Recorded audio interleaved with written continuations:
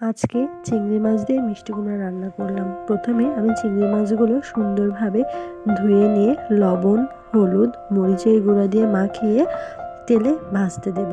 অনেকক্ষণ ভাজার দরকার নাই, এপাশ ওপাশ মিলে আমি 2 মিনিট ভেজে নেব।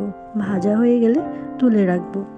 এখন কড়াইতে যে তেল ছিল তার মধ্যে পেঁয়াজ কুচি, মরিচ দিয়ে একটু লাল হওয়া পর্যন্ত ভেজে নেব। যখন লাল হয়ে আসবে তার মধ্যে আমি দিয়ে দেব, এখানে রয়েছে রসুন বাটা, আদা বাটা এবং জিরা বাটা। আমি সবসময় এগুলো বাটা একসাথে নিয়ে একটু পানি দিয়ে মেখে তারপরে তরকারিতে দিয়ে থাকি, এতে সবগুলো সুন্দরভাবে মিশ্রিত হয়। এখন আমি সুন্দরভাবে ঢেকে দেব, কিছুক্ষণ ঢেকে রাখবো। আমি 2-4 মিনিট ঢেকে রাখার পরে দেখেন যখন এমন তেলগুলো উপরে চলে আসবে তখন আমি এর মধ্যে চিংড়িগুলো দিয়ে দেব। চিংড়িগুলো দিয়ে আমি এপার ওপার কিছুক্ষণ নেড়ে সব গায়ের সাথে মাখিয়ে নেব।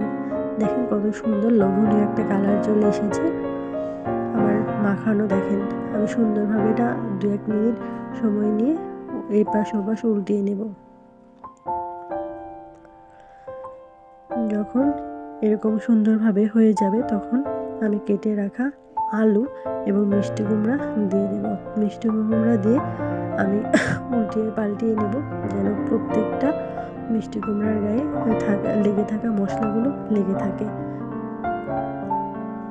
দেখেন যখন আমার উল্টানো শেষ হয়ে যাবে তখন আমি ঢাকনা দিয়ে ঢেকে রাখবো। এখানে আমি 10 মিনিটের মতো ঢেকে রাখবো। 10 মিনিট পরে দেখেন অনেকটাই সিদ্ধ হয়ে গিয়েছে।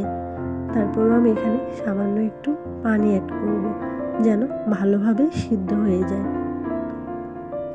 প্রয়োজন মতো পানি দিয়ে দেব।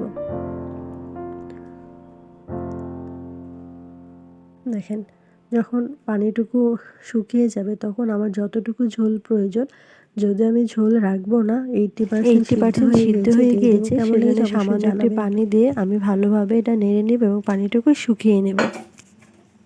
আমার রান্না কমপ্লিট। কেমন হয়েছে অবশ্যই আপনারা জানাতে ভুলবেন না।